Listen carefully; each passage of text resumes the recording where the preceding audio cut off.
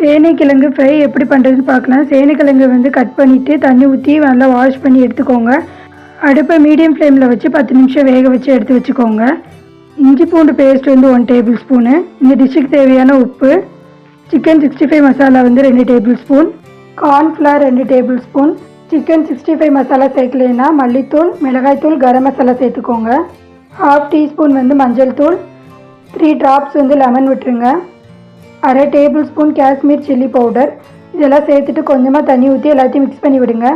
இப்போது வேக வச்சுருக்கிற சேனைக்கிழங்குலேருந்து தண்ணியெல்லாம் வடிகட்டிட்டு நம்ம கலந்து வச்சுருக்கிற மசாலாவை வந்து சேர்த்துடலாம்.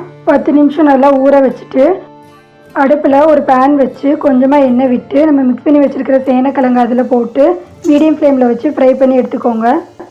அவ்வளோதான், சேனைக்கிழங்கு ஃப்ரை வந்து ரெடி ஆயிடுச்சு. இது ஒரு ஈஸியான ரெசிபி. இது மாதிரி நிறைய ரெசிபிஸ் வேணும்னா மறக்காமல் மேனகா சுமித்ரா சேனலை சப்ஸ்கிரைப் பண்ணிக்கோங்க. தேங்க்யூ.